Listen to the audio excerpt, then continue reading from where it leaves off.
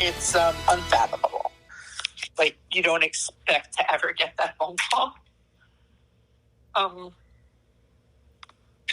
And what's the chance out of 2 flight attendants in the entire world that he's on that flight? Like I said, when it came to me realizing that could have been me a moment later, I started thinking about all my friends and family and how they would feel if it was me. And then I started relating to the people that they really are out there and they're feeling this right now.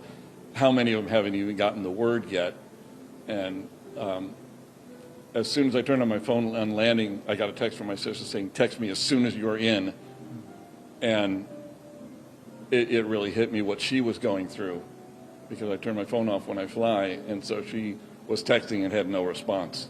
We're continuing to follow breaking news here at 6 o'clock. An outpour of grief and heartbreak tonight in the aftermath of the deadly D.C. plane crash. Passenger jet and military helicopter collided last night at Reagan International Airport, killing all on board. And now attention turns to the recovery efforts in the Potomac River. We've just learned that crews have recovered the black box from the plane, which will provide vital information about what happened.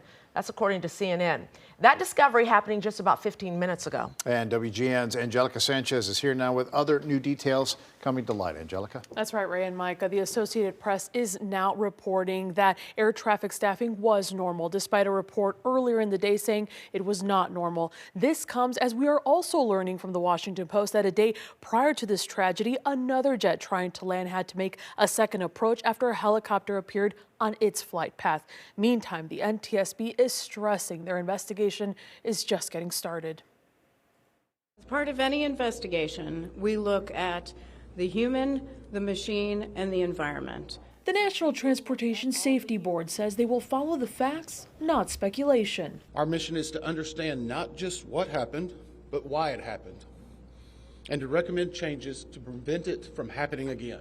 Wednesday night's mid-air crash over Reagan National Airport is now being considered the worst U.S. aviation disaster in almost a quarter century. First responders continue recovery efforts Thursday. 64 passengers and crew members of an American Airlines jet were killed when it collided with an Army helicopter. 3 soldiers on board the Black Hawk also died. Reports say at least 28 bodies have been pulled from the icy waters of the Potomac River. I'd like to request a moment of silence for the victims and their families, please.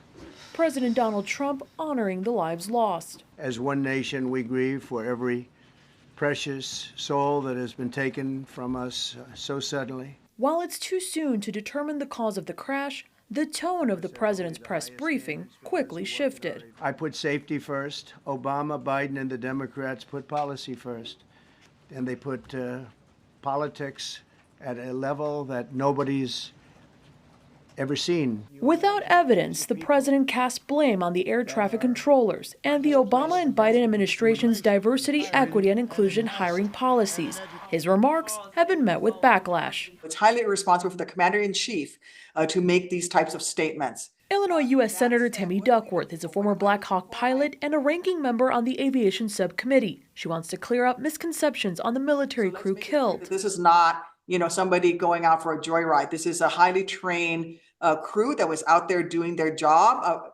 Part of their job, protecting and defending America, is to maintain their flight hours, and they were out there doing that. And so it's highly irresponsible for the commander-in-chief to make these types of statements. By Thursday afternoon, the Associated Press reported they had obtained an FAA report showing staffing inside the air traffic control tower was not normal during the collision, and one air traffic controller was doing the work normally assigned to 2 people for the time of day and expected volume of traffic. A few hours later, a source spoke with the AP on the condition of anonymity, clarifying staffing was normal inside the tower, as positions are regularly combined when controllers need to step away from the console for breaks or shift changes. NTSB says they have yet to interview anyone.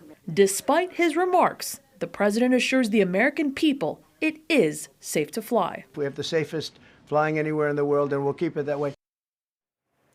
Now, the NTSB is outlining a massive investigation involving several groups looking into everything that could have gone wrong, from the systems of both aircrafts to communication with air traffic control and all elements associated with human error, including fatigue, medication, and training of all involved. They anticipate having a preliminary report released to the public within 30 days. Thanks, Angelica.